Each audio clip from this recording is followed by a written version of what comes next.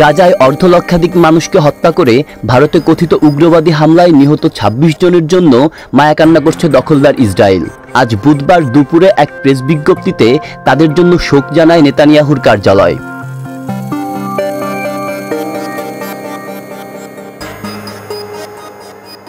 Israeli প্রধানমন্ত্রীর কার্যালয়ের official Facebook পোস্টে দেয়া এই বিবৃতিতে বলা হয়, আমার বন্ধু নরেন্দ্র মোদী, জম্মু ও কাশ্মীরের পেহেলগামে বর্বরচিত উগ্রবাদী হামলায় আমি গভীরভাবে শোকাহত।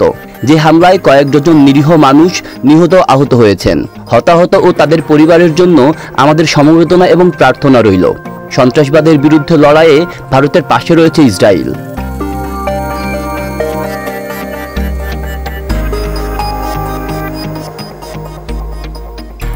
যুক্তরাষ্ট্রের প্রেসিডেন্ট ডোনাল্ড ট্রাম্প থেকে শুরু করে যুক্তরাজ্যের প্রধানমন্ত্রী, ইরান সকলেই ঘটনার তীব্র নিন্দা করে ভারতের পাশে দাঁড়ানোর বার্তা দিয়েছেন।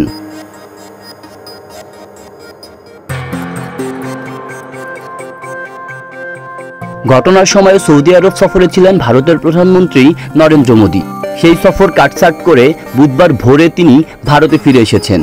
দেশে ফেরার আগেই যুক্তরাষ্ট্রের প্রেসিডেন্ট ডোনাল্ড ট্রাম্পের সঙ্গে ফোনে কথা হয় বলে জানিয়েছে ভারতের পররাষ্ট্র মন্ত্রণালয়।